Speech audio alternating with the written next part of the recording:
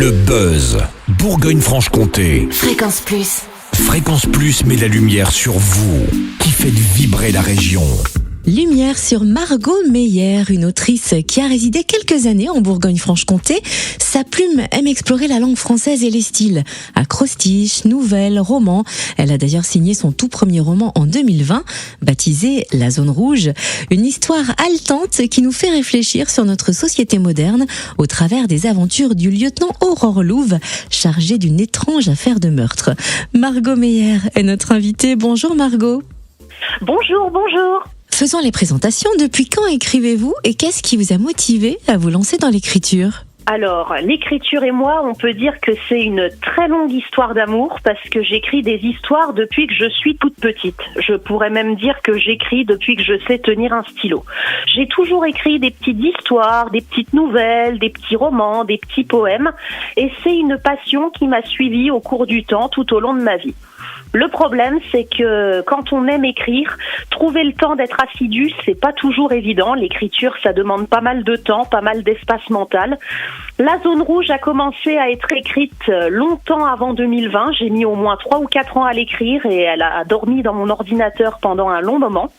Et le déclencheur, ce qui m'a vraiment motivée, c'est le confinement de 2020.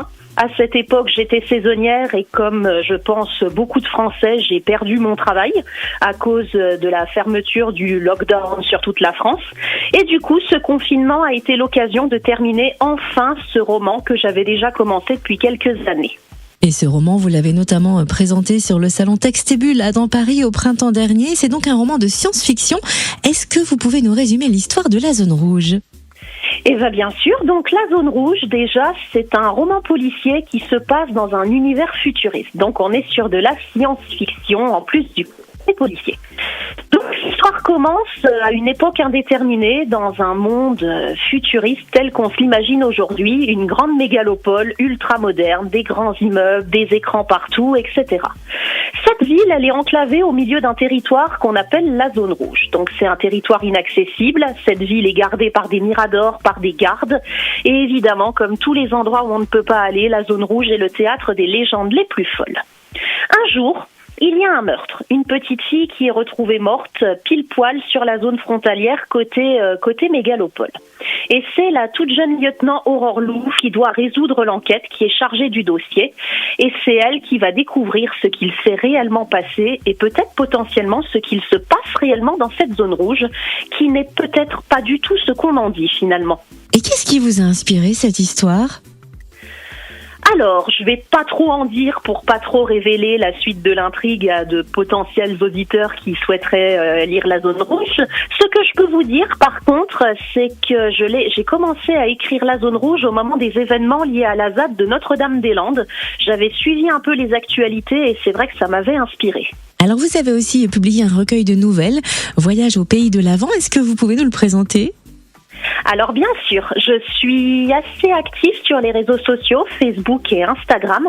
Et pendant plusieurs années, j'ai proposé à mes abonnés des calendriers de l'Avent littéraires collaboratifs. C'est-à-dire que je mettais en place, je proposais un thème chaque année, par exemple des acrostiches, des nouvelles, etc. Et je demandais à mes abonnés de me proposer des mots, des idées, des descriptions, etc. Et pendant un mois, j'écrivais un texte par jour, pendant 24 jours, sur un thème. Le premier abonné proposait un mot ou une idée, j'écrivais le premier texte que je publiais le 1er décembre et ainsi de suite. J'ai eu l'idée d'en faire une compilation, donc Voyage au pays de l'Avent, c'est avant tout un recueil, une compilation. On y trouve notamment des nouvelles, des calligrammes, des histoires sur le thème de Noël, mais pas que. Et ce sont des livres que vous avez auto-édités ou se les procurez ? Alors, ce sont des livres que j'ai auto-édités. Donc, c'est moi qui les diffuse et qui les vends.